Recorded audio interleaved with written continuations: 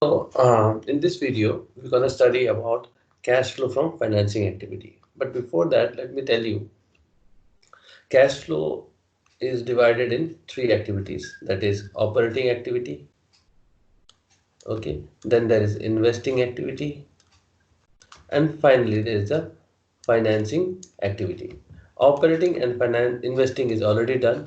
And today we are going to do the cash flow from financing activity. Like you see in the format of cash flow statement, we have first done about operating activity, then we did about financing activity. Under operating activity, we calculated net profit before tax.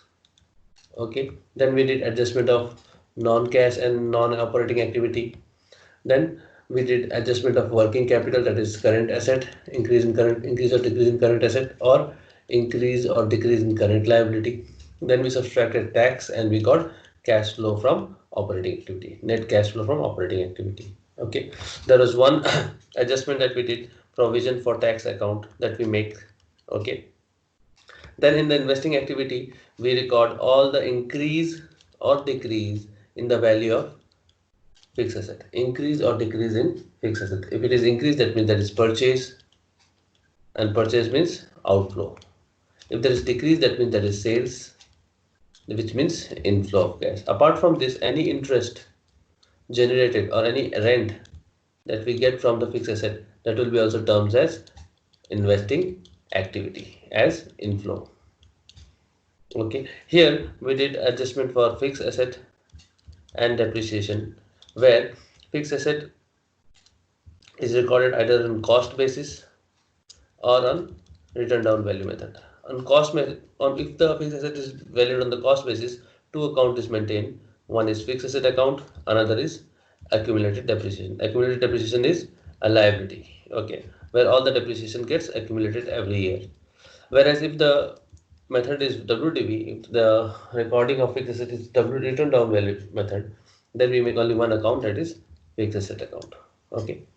Having said that, we will now do cash flow from financing activity. Once we do this separately, then we in the next video we can do a full-fledged question.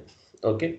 So I hope you are clear of what we are going to do today and what we have done before. Okay. So let us start our class of finding cash flow from financing activity. What do you mean by finance? Let us understand that first. Finance means any change in the capital structure. Any change in the capital structure. Capital structure means the capital composition of the firm. So capital can be either owner's fund, capital structure. Capital can be either owner's fund or borrowed fund. Owner's fund can be equity or preference. Borrowed fund can be either bank loan, debentures, bond, okay. So short overdraft facility, okay, short term loan. So these are all borrowed fund. So capitals, any change in the capital structure, if you are bringing money in the business, or if you are withdrawing money in if the cash is inflow, if there's inflow or if there's any outflow of cash which affects the capital structure, those items will be belonging to financing activity. Again, any inflow or outflow of cash which affects the capital structure will be regarded as financing activity. Okay, and any additional expenses incidental to the capital structure will also be treated as financing activity, like interest paid. Interest will be paid on bank loan, debentures, bond. Okay. Dividend paid. Dividend will be paid on equity share and preference. So these will also be considered as financing activity. Okay. Note one thing: interest received and interest paid are two different activity. Interest received is on investment, so hence this will be termed as investing activity, whereas interest paid will be on owner's fund, and hence that will be a financing activity. Okay, I hope you have understood the difference between interest paid and interest received, and you have also understood the meaning of capital structure, owner's fund and borrowed fund. And let us start. I gave you a brief introduction on financing activity. Now let us start with financing activity. So number one was cash flow from operating, then cash flow from investing, and number three will be cash flow from financing activity. Okay, so we start with writing cash flow from financing activity.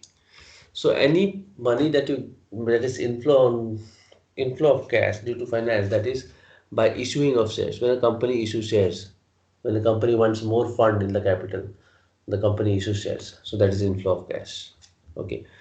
When a company issues debentures, then that is also inflow of cash. When a company raise loan, whether it is short term or long term, it is inflow of cash. Okay. Now payment or redemption of preference shares.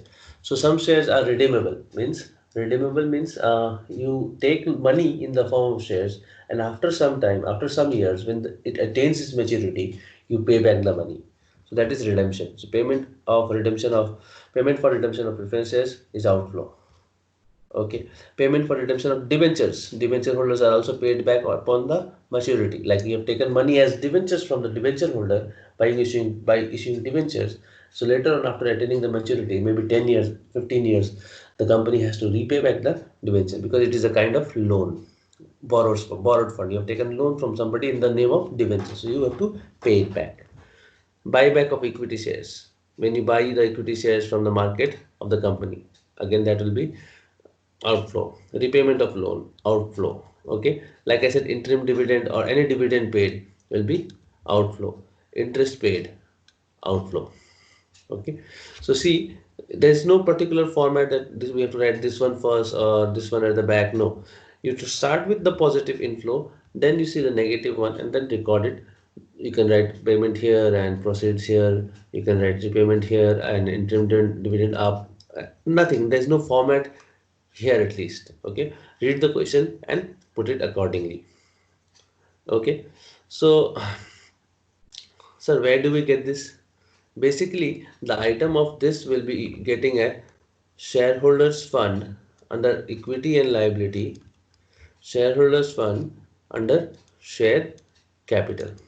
Okay, under share capital, and long-term borrowings under non-current liability, and also current liability, short-term borrowings.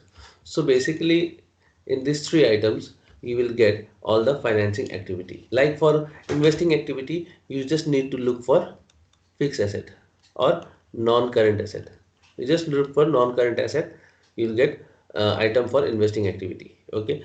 So therefore, in the for the purpose of financing activity, where you should look for financing activity, you should look for share capital, long-term borrowings, and short-term borrowings in the balance sheet. You'll get the items, and then you can deal accordingly. Okay. I hope you have understood the meaning of financing activity. If you still have a question, you can comment below. If you like this video, please like it. Okay. And if you want to ask any question regarding this, you can comment below. Okay. Thank you.